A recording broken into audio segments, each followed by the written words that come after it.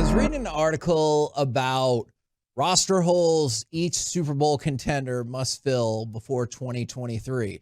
Before anyone gets too bent out of shape, this article, not me, lists the Dallas Cowboys as a Super Bowl contender. All right, Kevin's list here. Okay, so I think this works in cooperation from something, Corey, I know you were looking at on CBS Sports, and that's one overvalued NFL player. Yep. So we can attack this from a couple of different ways. What's the hole you most want the Cowboys to fill, and which player do they overvalue the most? Because for me, they work in cooperation. It's still the offensive line, specifically left guard, and the CBS article says Tyron Smith is the player that they lean on too much, and I agree, because this line is being constructed. It feels like at times as if they're depending on more from Tyron Smith than, like, I guess recent history would tell you they'll get. So, and this was my question to you with the CBS Sports article is I don't think anybody fan-wise overvalues Tyron emotionally, right? Like it's not like we're sitting there going, oh my gosh, he's just so important to this team. He is important when he's playing, he can still be a good tackle for you. Sure. But I think, and I wonder this from you, and Mike, you too, do you still feel like the Cowboys overestimate his availability? Yes. Yep. You do? Yes. And the reason being that for me, I agree. My reason being they didn't address a real backup situation for it. We're kind of still going, I don't know what this their addressing of it was, well, let's get a guard that could take the place of Tyler Smith if we need to move Tyler Smith out to left tackle. Yeah, and I guess I just wish that when we heard about the Herculean comeback efforts of Terrence Steele, you already locked it in. You're like, all right, Steele and Tyler Smith at the tackles. And then if you want to go Edoga or however you want to go, let's just say Edoga and Martin at the guards and Biotish at the center. But I feel like we have seen, take OTAs for whatever you will, but we've seen a whole bunch of different combinations that lead us to believe that they're still like, oh yeah, we still kind of want to see how this is all going to play out based on Tyron. And it's not my favorite. I get why it happens, I guess, but it's not my favorite. I've had this feeling, and I again, at some point we're going to have a discussion about the word homer, because I think it's a stupid word in sports talk. I just think it's used incorrectly. Yeah. But when it comes to the Cowboys, I think that since McCarthy has gotten here, they've done a good job at getting rid of coasters and getting rid of people who are just like, hey, man, I'm collecting this check. Sure. It seems like the McCarthy group is like, hey, and Micah's, a huge part of that. We want dudes that are here to win. We want people that are here to put that work in to win. And I don't think Tyron is a coaster by any means. I don't either. Yeah, I want to make that clear. But we got to make sure that he can make it, that he can be available to you for that. And so that's where I look at the overvalue part, and I'm like, I understand financially his contract, Kevin, it's still a reasonable contract for a left tackle. Yeah. Like a very reasonable contract for a left tackle. But I look at him and I'm like, that's the only thing. I don't think the Cowboys still overestimate him in the terms of, I think they go, yes, we know he's going to be a problem, but we'll figure that out when we get there. As opposed to we already have a solution. I want to shout out the wide swath of people that know that song is called Closer, but we're quick to point out the specific lyrics we were probably referencing in the chorus that are not radio friendly whatsoever. Some people went super in depth on those lyrics, and I appreciate that very much, that you guys are familiar with that Nine Inch Nails song. From the 817, I spent my vacation down in Cancun this summer, and Tyron Smith swam up to the bar, and we end up having a 4-hour conversation, which I can't believe. But Tyron, he's awesome, dude. He is awesome. We know the dude. He's not a huge talker. No, he's not a huge talker. But I guess if you kind of loosen him up, he can. But here's the part. It's hard to believe that this guy is too old for the position. He's a beast. He is a physical specimen for any position in football. But that's a trap you fall into. And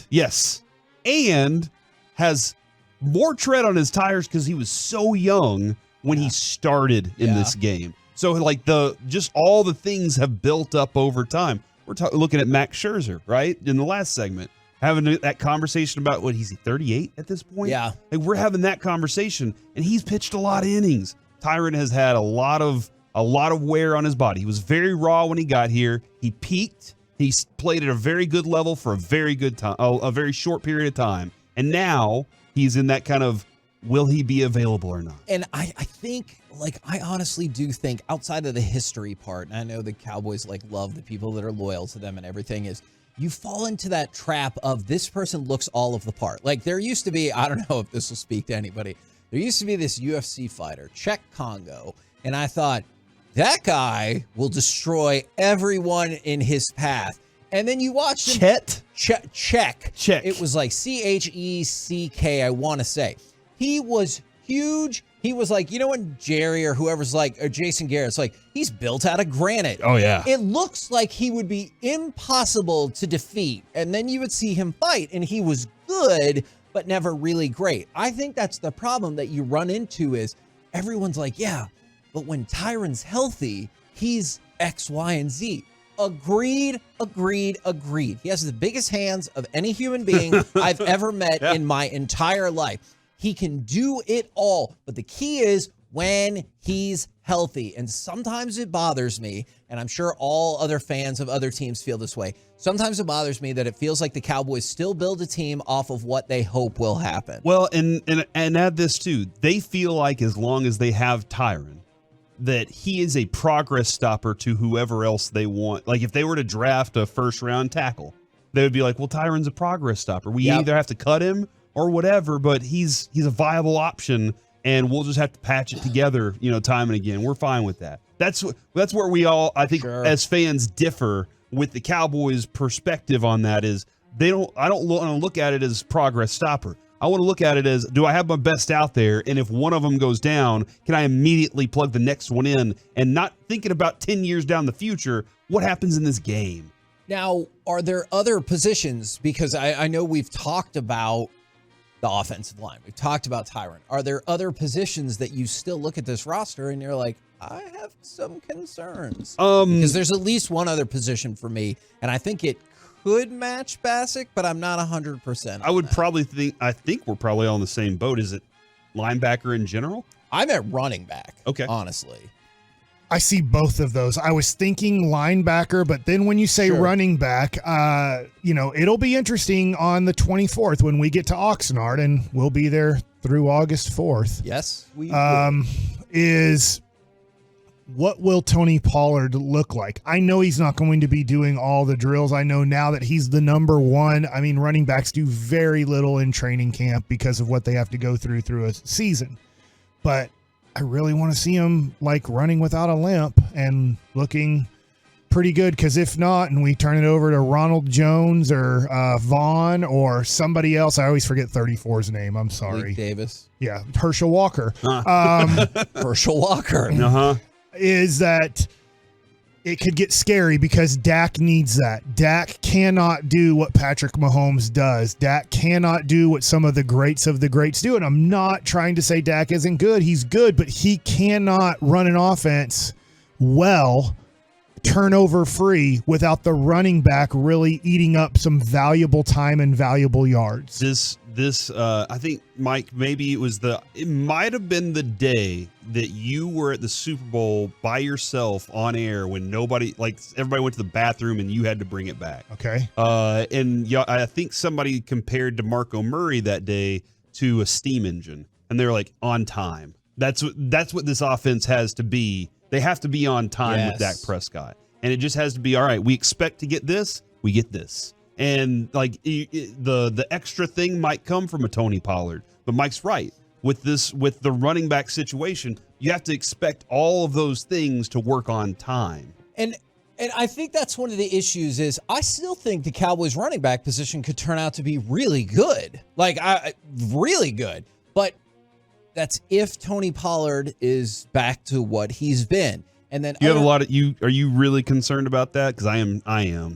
I'm concerned but optimistic. Can you be that? Can you be concerned but optimistic? Is that a thing? Broken bones are easier to recover from than ligaments, right? And that's weird to me. And so my concern then is, let's say that it's not optimum.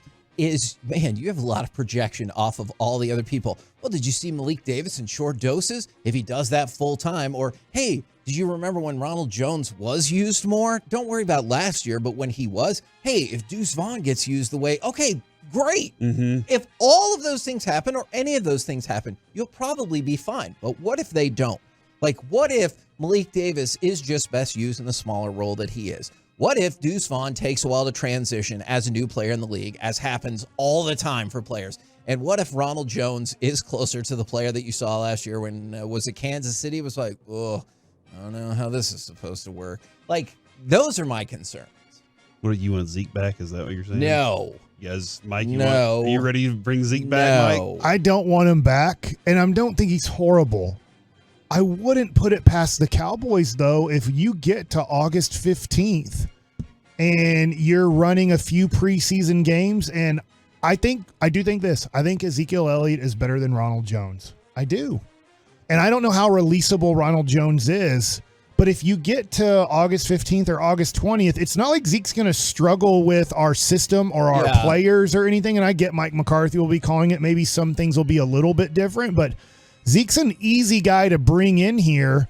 And if he's to the point where nobody wants to bring him in for more than league minimum or more than, let's say, $3 million in 2023 with limited guarantees, I could see him being back. At the moment, Kevin, Malik Davis, Deuce Vaughn, Rico Dowdle, Ronald Jones, and Tony Pollard. Those back four, the back three are really bodies for camp. Deuce Vaughn is a hopeful body for camp. Dowdle often gets injured. You can't rely on him. Malik Davis is, you're like, okay, I saw flashes last year, but I really don't know what to expect out of anything other than he was playing in moments where he could flash. If you want to move on from Ronald Jones, it costs you $300,000. Okay. So, like, it is irrelevant. You can move on from him if you want. I'm interested to see Mike McCarthy's plan for running the ball versus Kellen Moore's. And I think there's a lot of recovery from Kellen Moore that the Cowboys fans are going to have to get over at some point this season.